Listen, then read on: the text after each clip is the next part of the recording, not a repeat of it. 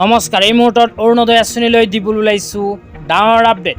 যিসকল মানুহৰ নাম অৰুণোদয় আঁচনিত অন্তৰ্ভুক্ত হৈ আছে কিন্তু চলিত জুন মাহৰ 10 তাৰিখত অৰুণোদয় আঁচনি 1250কৈ টকা পোৱা নাই, সেইসকল মানুহে ভিডিঅ'টোত ক্লিক কৰিছে যদি অনুগ্ৰহ কৰি ভিডিঅ'টো স্কিপ নকৰি প্ৰথমৰ পৰা শেষলৈ চাই থাকিব, কিয়নো আপোনালোকে যদি অৰুণোদয় আঁচনিৰ টকা পোৱা নাই তেন্তে অতি সোনকালে কৰিব পাৰে এইখন গুৰুত্বপূৰ্ণ কাম।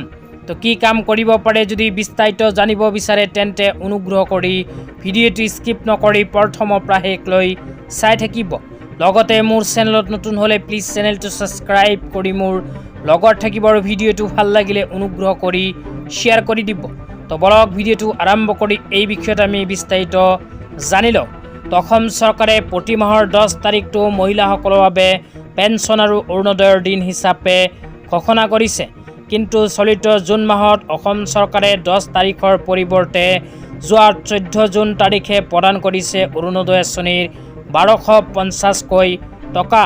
তো যোৱা 14 জুন তাৰিখে যিসকল মানুহে অৰুণোদয় আঁচনিৰ 1250কৈ টকা পোৱা নাছিল সেইসকলে কি কৰিব লাগিব সেয়া আপোনালোকক এতিয়া বিতংভাৱে জনাই দিম। অনুগ্ৰহ কৰি ভিডিঅ'টো স্কিপ নকৰি চাই থাকিব। লগতে ভিডিঅ'টো শ্বেয়াৰ কৰি আপোনালোকৰ বন্ধুবৰ্গক চোৱাৰ কাৰণে সুযোগ প্ৰদান কৰিব।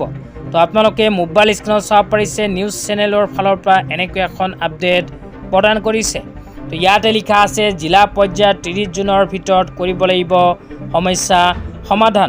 তো আপোনাৰ নাম যদি অন্তৰ্ভুক্ত হৈ আছে অৰুণোদয় আঁচনিত তেন্তে অহা 30 জুন তাৰিখৰ ভিতৰতে সকলো সমস্যা কৰিব লাগিব সমাধান। যদিহে চলিত জুন মাহত অৰুণোদয় আঁচনি 1250কৈ টকা আপোনাৰ বেংক একাউণ্টত লাভ কৰা নাই, তাৰপিছত কোৱা হৈছে জিলা আয়ুক্তৰ কাৰ্যালয়ৰ সৈতে যোগাযোগ কৰিব পাৰে।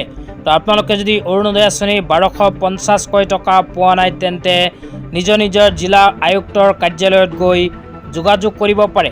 তো তাৰপিছত আৰু কি লিখা আছে সবিশেষ জনাই দিছোঁ। তাৰপিছত লিখা আছে আপুনি বিধায়কক সাক্ষাৎ কৰি ঠিক কৰিব পাৰিব আপোনাৰ নাম। তো আপোনালোকে নিজৰ বিধায়কৰ লগত যোগাযোগ কৰক যদিহে আপোনালোকৰ বেংক একাউণ্টত অৰুণোদয় আঁচনিৰ 1250কৈ টকা সোমোৱা নাই। তেনেকুৱাকৈ আপোনালোকে অৰুণোদয় আঁচনিৰ নামখন ঠিক কৰিব পাৰিব। তো